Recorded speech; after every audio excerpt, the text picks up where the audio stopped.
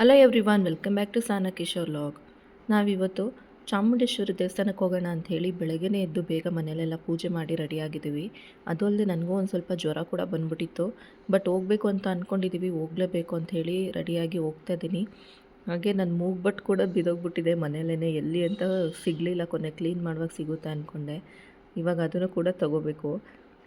ಯಾಕಂದರೆ ನನ್ನ ಮೂಗ್ಬಟ್ಟನ್ನ ತುಂಬ ಜನ ಇಷ್ಟಪಟ್ಟು ಕೇಳ್ತಾಯಿದ್ರು, ಅದರಿಂದ ಶೇರ್ ಮಾಡಿದೆ ಅಷ್ಟೇ.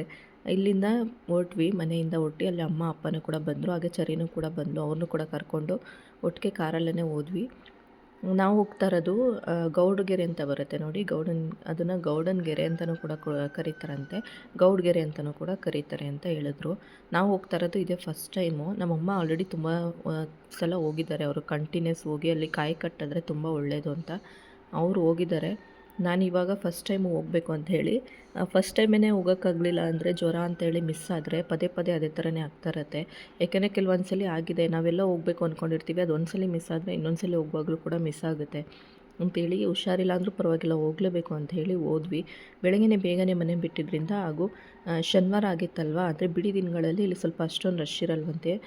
ಮಂಗಳವಾರ ಮತ್ತು ಭಾನುವಾರ, ಶುಕ್ರವಾರ ಈ ಥರ ದಿನಗಳಲ್ಲಿ ತುಂಬಾ ರಶ್ ಇರುತ್ತಂತೆ. ಯಾಕೆಂದರೆ ಅಮ್ಮ ಬಂದಿದ್ದಿದ್ದು ಭಾನುವಾರ ಲಾಸ್ಟ್ ವೀಕಲ್ಲಿ. ಆವಾಗ ತುಂಬಾ ರಶ್ ಇತ್ತಂತೆ, ಕಾಲು ಹಾಕೋಕ್ಕೂ ಕೂಡ ಜಾಗ ಇರಲಿಲ್ವಂತೆ. ಬಟ್ ನಾವು ಹೋದಾಗ ಫ್ರೀಯಾಗೇ ಇತ್ತು, ನೀಟಾಗಿ ದರ್ಶನ ಕೂಡ ಆಯಿತು, ತುಂಬ ತೃಪ್ತಿಯಿಂದ ದೇವ್ರು ಮಾಡಿದ್ವಿ ಅಂತ ಅನ್ನಿಸ್ತು. ಬಟ್ ಸ್ಯಾಟರ್ಡೆ ಹೋದರೆ ಒಳ್ಳೇದಾಗತ್ತೆ ಅಂತ ಕೆಲವೊಬ್ಬರು ಅಂದ್ಕೊಂಡಿದ್ದಾರೆ. ಬಟ್ ದೇವ್ರು ಮಾಡೋದಕ್ಕೆ ಯಾವ ವಾರ ಆದ್ರೇನು ನಮ್ಮ ಮನಸ್ಸಲ್ಲಿ ಒಳ್ಳೇದಿದ್ರೆ ಸಾಕು ಅಂತ ನಾನು ನಂಬ್ಕೊಂಡಿದ್ದೀನಿ. ಅದರಿಂದ ಇವಾಗ ನಮ್ಮ ಪರಿಸ್ಥಿತಿನೂ ಹಂಗೆ ಇದೆ ಅಲ್ವಾ, ಅವ್ರಿಗೆ ಯಾವತ್ತು ರಜಾ ಇರುತ್ತೋ ಅವರೇನೆ ಕರ್ಕೊಂಡು ಹೋಗೋದ್ರಿಂದ, ಕಿಶೋರ್ಗೆ ಯಾವಾಗಲೂ ಎವ್ರಿ ಸ್ಯಾಟರ್ಡೆ ರಜಾ ಇರೋದ್ರಿಂದ ನಾವು ಸ್ಯಾಟರ್ಡೇನೇ ಬರ್ತೀವಿ ಅಂತ ಆರಿಸ್ಕೊಂಡು ಕೂಡ ಬಂದ್ವಿ. ಇವಾಗ ನಾವೇ ಮನೇಲಿ ಕೂತ್ಕೊಂಡು ಬಿಸ್ನೆಸ್ ಕೂಡ ಮಾಡ್ತಾಯಿದ್ದೀವಿ, ಬಟ್ಟೆ ಬಿಸ್ನೆಸ್ಸು. ಅದರಿಂದ ಒಂದು ಸ್ವಲ್ಪ ಇಂಪ್ರೂವ್ಮೆಂಟ್ ಇನ್ನೂ ಚೆನ್ನಾಗಾಗಲಿ, ಇನ್ನೂ ಕೂಡ ಒಳ್ಳೆಯದಾಗಲಿ. ಹಾಗೆ ಮನೇಲೂ ಕೂಡ ನನಗೊಂದು ಸ್ವಲ್ಪ ಹುಷಾರಿರಲಿಲ್ಲ, ಹಾಗೆ ಪಾಪಗೂ ಕೂಡ ಹುಷಾರಿರಲಿಲ್ಲ. ಸ್ವಲ್ಪ ಹೋಗಿ ಬಂದರೆ ಸಮಾಧಾನ ಆಗುತ್ತೆ ಅಂತ ಅಂದ್ಕೊಂಡು ಹೋದ್ವಿ. ಈ ಒಂದು ದೇವ್ರಿಗೆ ಮಾಮೂಲಿ ಇವಾಗ ನಿಮಗೇನೇ ಒಂದು ಮನೇಲಿರೋಂಥ ಒಂದು ಪರಿಸ್ಥಿತಿ ಸರಿ ಇಲ್ಲ ಅಂದರೆ, ಅಥವಾ ಏನಾದರೂ ಒಂದು ಸ್ವಲ್ಪ ಮನೇಲಿ ಕಮಿಟ್ಮೆಂಟ್ಗಳು ಜಾಸ್ತಿ ಆಗಿವೆ ಅಂತ ಅಂದರೆ, ಅಥವಾ ಮನೇಲಿ ಹುಷಾರಿಲ್ಲ ಅಂತಂದರು, ಅಥವಾ ನೀವು ಯಾವುದೋ ಒಂದು ಬಿಸ್ನೆಸ್ನ ಮಾಡ್ತಿದ್ರು, ಆ ಬಿಸ್ನೆಸ್ಸಲ್ಲಿ ನಿಮಗೆ ಸಕ್ಸಸ್ ಇನ್ನೂ ಕೂಡ ಚೆನ್ನಾಗಿ ಕಾಣಿಸ್ಬೇಕು ಅಂತಂದರು, ನೀವು ಈ ಒಂದು ದೇವ್ರನ್ನ ಹೋಗಿ ಬೇಡ್ಕೋಬೋದು. ಎಲ್ಲೆಲ್ಲೋ ಹೋಗಿ ಏನೇನೋ ಮಾಡಿರ್ತೀರ, ಒಂದ್ಸಲ ಈ ದೇವಸ್ಥಾನಕ್ಕೆ ಹೋಗಿ ಒಳ್ಳೇದಾಗಿರೋದನ್ನ ನಾನು ಕಣ್ಣಾರೆ ನೋಡ್ಬಿಟ್ಟೇ ನಾನು ಹೋಗಿರೋದು. ನನಗೂ ಕೂಡ ಸಮಾಧಾನ ಅನ್ನಿಸ್ತು. ನಾನು ಫಸ್ಟ್ ಟೈಮ್ ನೋಡಿದ್ದಲ್ವ, ಒಂಥರ ಎಕ್ಸೈಟ್ಮೆಂಟಲ್ಲಿ ಅದು ನೋಡಿದ ತಕ್ಷಣವೇ ಖುಷಿಯಾಯಿತು. ಅಷ್ಟು ಚೆನ್ನಾಗಿ ಮಾಡಿದ್ದಾರೆ. ಅಂದರೆ ಯಾವುದೋ ಒಂದು ಬೆಟ್ಟ ಗುಡ್ಡದ ಮೇಲೆ, ಮೈಸೂರಲ್ಲಿ ಬೆಟ್ಟದ ಮೇಲೆ ತಾಯಿ ಯಾವ ರೀತಿ ಇದ್ದಾಳೋ ಅದೇ ಥರನೇ ಅಲ್ಲಿ ಬೆಟ್ಟ ಗುಡ್ಡದ ಮೇಲೇ ನಿಂತಿದ್ದಾಳೆ ಅನ್ನೋ ಥರನೇ ಫೀಲ್ ಆಗೋಯಿತು. ನೋಡಿ, ಇಷ್ಟೇ ರಶ್ ಇದ್ದಿದ್ದು, ಅಂತ ಏನೂ ರಶ್ ಇರಲಿಲ್ಲ. ಡಿಂಗುಗಂತೂ ಯಾವಾಗಲೂ ಒಳಗಡೆನೇ, ಮನೆಯಲ್ಲೇ ಇದ್ದು ಬೋರ್ ಆಗಿಬಿಟ್ಟಿತ್ತಲ್ವ, ಹೊರಗಡೆ ಕರ್ಕೊಂಡು ಹೋಗಿದ್ದೀವಲ್ಲ ಅನ್ನೋ ಖುಷಿಲಿದ್ಲವಳು. ನನ್ನ ಹತ್ರ ಬಂದೇ ಇಲ್ಲ, ಯಾವಾಗಲೂ ನಾನೇ ಬೇಕು ಅಂತಿರ್ತಾಳೆ. ಬಟ್ ಅಪ್ಪ ಇದ್ದರೆ ಅಪ್ಪನ ಜೊತೆನೇ ಇರಬೇಕು ಅಂತಾಳೆ. ಹಾಗೆ ನೋಡಿ, ಈ ಥರ ಅಲ್ಲಿ ಕಾಯಿನ ತೊಗೊಂಡು ದೇವ್ರ ದರ್ಶನನ ಫಸ್ಟು ಮುಗಿಸ್ಕೋಬೇಕು. ಆಮೇಲೆ ಕಾಯಿನ ತೊಗೊಂಡು ಈ ಥರ ಅಲ್ಲಿ ಸುತ್ತಬಿಟ್ಟು ನಿಮ್ಗೇನು ಹರಕೆ ಇರುತ್ತೆ ಅದನ್ನು ಕಾಯಿನ ಕಟ್ಬಿಟ್ಟು ಹರಕೆ ಕಟ್ಕೋಬೇಕು. ನಿಮಗೆ ನೀವು ಕಟ್ಟಿರೋ ಹರಕೆ, ಆ ಕಾಯಿ ಇವಾಗ ನಾವು 7 ವಾರ ಬಂದು ಕಟ್ತೀವಿ, ಅಥವಾ 5 ವಾರ ಬಂದು ಕಟ್ತೀವಿ, ಅಥವಾ 9 ವಾರ ಬಂದು ಕಟ್ತೀವಿ ಅಂತ ಹರಿಸ್ಕೋಬೋದು. ನಿಮ್ಗೆ ಅನುಕೂಲಕ್ಕೆ ತಕ್ಕನಾಗಿ ಹರಿಸ್ಕೋಬೇಕು.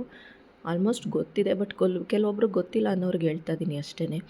ಆ ಥರ ಹರಿಸ್ಕೊಂಡು ನೀವು ನಿಮಗೆ ಅದು ಕಟ್ಟಿರೋಂಥ ಹರಕೆ ವಾರಗಳು ಮುಗಿಯೋಷ್ಟರಲ್ಲೇ ಆಗಿಬಿಡತ್ತಂತೆ. ಒಳಗಡೆ ದರ್ಶನ ಮಾಡ್ಕೋವಾಗ ವೀಡಿಯೋ ಮಾಡ್ಕೊಳಕ್ಕೆ ಬಿಡಲಿಲ್ಲ, ಅಲ್ಲಿ ಪರ್ಮಿಷನ್ ಇಲ್ಲ ಅಂತೇಳಿ. ದರ್ಶನ ಕೂಡ ತುಂಬ ಚೆನ್ನಾಗಾಯಿತು. ಒಳಗಡೆ ತಾಯಿ ಅಲಂಕಾರನೂ ಕೂಡ ತುಂಬ ಚೆನ್ನಾಗಿ ಮಾಡಿದರು.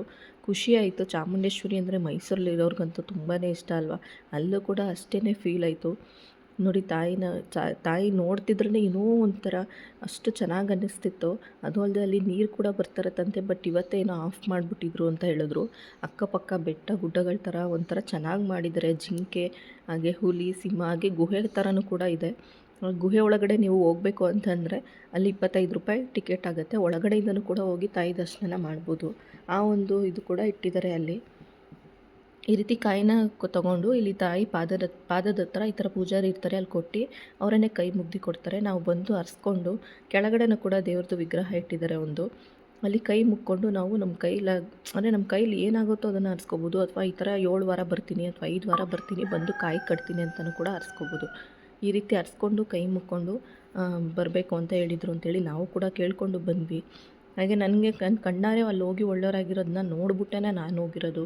ನನಗೂ ಕೂಡ ಒಳ್ಳೇದಾಗತ್ತೆ ಅಂತ ನಂಬ್ಕೊಂಡೇ ಹೋಗಿದ್ದೀನಿ.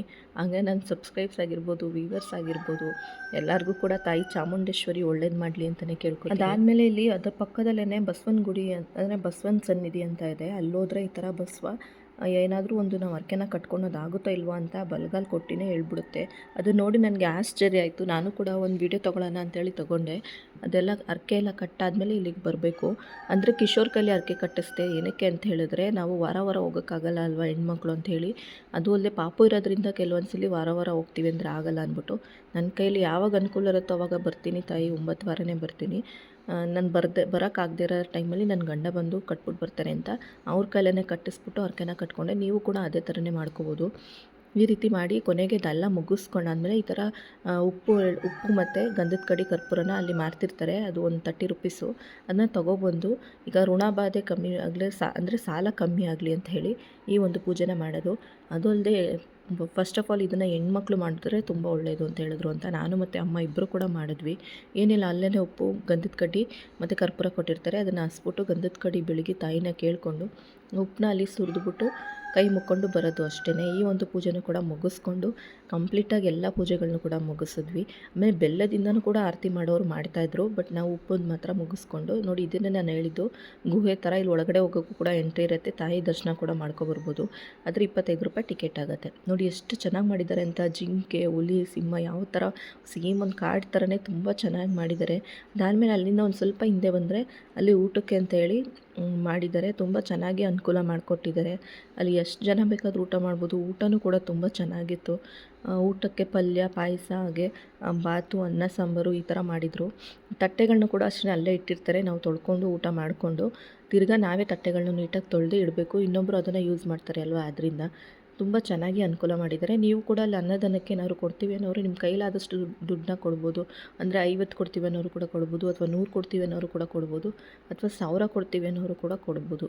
ಏಕೆಂದರೆ ನಾವು ಬೇರೆ ಥರ ಹೆಲ್ಪ್ ಮಾಡೋಕ್ಕಾಗಿಲ್ಲ ಅಂದರೆ ಈ ಥರ ಒಂದು ರೂಪದಲ್ಲಾದರೂ ಒಂದು 4 ಜನಕ್ಕೆ ಹೆಲ್ಪ್ ಆಗಲಿ ಅನ್ನೋ ಒಂದು ದೃಷ್ಟಿಯಿಂದ ಕೊಡೋರು ಕೊಡ್ಬೋದು.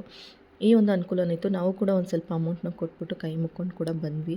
ಹಾಗೆ ಇಲ್ಲಿ ಈ ಥರ ಒಂಥರ ಚೆನ್ನಾಗಿ ಅಲ್ಲಿ ಡೆಕೋರೇಷನ್ ಆಗಿರ್ಬೋದು, ಅಂದರೆ ಒಂಥರ ತುಂಬ ಚೆನ್ನಾಗಿ ಮಾಡಿದ್ದಾರೆ. ನಾನು ಫಸ್ಟ್ ಟೈಮ್ ಹೋಗಿದ್ದಲ್ವ, ತುಂಬ ಖುಷಿಯಾಯಿತು. ಅದನ್ನು ನಿಮ್ಮ ಹತ್ರನೂ ಕೂಡ ಶೇರ್ ಮಾಡ್ಕೊಳ್ಳೋಣ. ಯಾಕೆಂದರೆ ಕೆಲವೊಬ್ಬರು ಹೋಗಿಲ್ಲದೆ ಇದ್ದವರು ಹೋಗಲಿ, ಏನೇ ಒಂದು ನಿಮಗೆ ಪ್ರಾಬ್ಲಮ್ ಇದ್ದರೂ ಲೈಫ್ ಅಂದಮೇಲೆ ಎಲ್ಲರಿಗೂ ಏನಾದರೂ ಒಂದು ಪ್ರಾಬ್ಲಮ್ ಇದ್ದೇ ಇರುತ್ತೆ. ಅಂಥ ಟೈಮಲ್ಲಿ ಹೋಗೋರು ಹೋಗಲಿ ಅಂತೇಳಿ ಈ ಒಂದು ವೀಡಿಯೋನ ಶೇರ್ ಮಾಡ್ತಾಯಿದ್ದೀನಿ. ಅದಾದಮೇಲೆ ಅಲ್ಲೂ ಕೂಡ ಸ್ಟಾಲ್ಗಳೆಲ್ಲ ಇತ್ತು. ಅಲ್ಲಿ ಆರ್ಗ್ಯಾನಿಕ್ ಬೆಲ್ಲದ ಪುಡಿ ಮತ್ತು ಸಾಲ್ಟ್ ಪುಡಿನ ತೊಗೊಳ್ಳೋಣ ಅಂಥೇಳಿ ಅದನ್ನು ತೊಗೊಂಡೆ. ಅದನ್ನು ತೊಗೊಂಡು ಎಲ್ಲ ಮುಗಿಸ್ಕೊಂಡು ಮನೆಗೆ ಬಂದ್ವಿ. ಮನೆಗೆ ಬರೋಕ್ಕಿಂತ ಮುಂಚೆ ಪಾಪುಗೂ ಹೊಟ್ಟೆ ಹಸಿಯುತ್ತೆ ಅಂಥೇಳಿ ಅವ್ಳಿಗೂ ಒಂದು ಸ್ವಲ್ಪ ಪ್ರಸಾದನ ತಿನ್ನಿಸಿದ್ವಿ. ಬಟ್ ಅಳ್ತಾ ಇದ್ಲು ಅಂಥೇಳಿ ಅಲ್ಲೇ ಒಂದು ಗಿಡ ಎಲ್ಲ ಇರುತ್ತೆ ನೋಡಿ, ಅಲ್ಲಿ ಕಾರ್ನ ನಿಲ್ಲಿಸ್ಕೊಂಡು ಅಲ್ಲೇ ಒಂದು ಸ್ವಲ್ಪ ಸಿರ್ಲಾಕೆಲ್ಲ ತೊಗೊಂಡೋಗಿದ್ದೆ. ಆದ್ದರಿಂದ ಅಲ್ಲೇ ಕಲಸಿ ತಿನ್ನಿಸ್ಕೊಂಡು ಅವ್ಳಿಗೂ ಕೂಡ ಹೊಟ್ಟೆ ತುಂಬ ಎಲ್ಲ ತಿನ್ನಿಸ್ಕೊಂಡು ಒಂದು ಸ್ವಲ್ಪ ಹೊತ್ತು ಕೂತ್ಕೊಂಡು ಅಲ್ಲೇ ಐಸ್ ಕ್ರೀಮ್ ಎಲ್ಲ ತಿನ್ಕೊಂಡು ಸ್ವಲ್ಪ ಟೈಮ್ ಸ್ಪೆಂಡ್ ಮಾಡಿಕೊಂಡು ನಿಧಾನಕ್ಕೇ ಬಂದ್ವಿ. ಇವತ್ತು ಲಾಗ್ ಇದಾಗಿತ್ತು. ಇಷ್ಟ ಆದವರು ಒಂದು ಲೈಕ್ ಕೊಟ್ಟು ಸಪೋರ್ಟ್ ಮಾಡಿ. ಆದಷ್ಟು ಡೈಲಿ ಲಾಗ್ಸ್ಗೂ ಕೂಡ ಸಪೋರ್ಟ್ ಮಾಡಿ ಅಂತೇಳಿ ಈ ಒಂದು ಲಾಗ್ನ ಎಂಡ್ ಮಾಡ್ತಾಯಿದ್ದೀನಿ. ಹಾಗೆಯೇ ಕೋಳಿ ಸೌಂಡ್ ಮಾಮೂಲಿ ನಮ್ಮದು, ನಿಮ್ಗೆ ಗೊತ್ತಿರುತ್ತೆ ಅಂತ ಅನ್ಕೋತೀನಿ. ರೆಗ್ಯುಲರ್ ವ್ಯೂವರ್ಸ್ ಆದರೆ ಗೊತ್ತಿರುತ್ತೆ ಅಂಥೇಳಿ ಇದು ನಮ್ಮೂರಲ್ಲಿ ಮಾಡಿರೋಂಥ ತಾಯಿ ಅಲಂಕಾರನ ತೋರಿಸಿ ನಿಮಗೆ ಈ ಒಂದು ಲಾಗ್ನ ಎಂಡ್ ಮಾಡ್ತಾಯಿದ್ದೀನಿ. ಇಷ್ಟ ಆದವರು ಲೈಕ್ ಕೊಟ್ಟು ಸಪೋರ್ಟ್ ಮಾಡಿ. ಹಾಗೆ ಸಬ್ಸ್ಕ್ರೈಬ್ ಮಾಡಿಲ್ಲ ಅನ್ನೋರು ಮಾಡಿ. Thank you.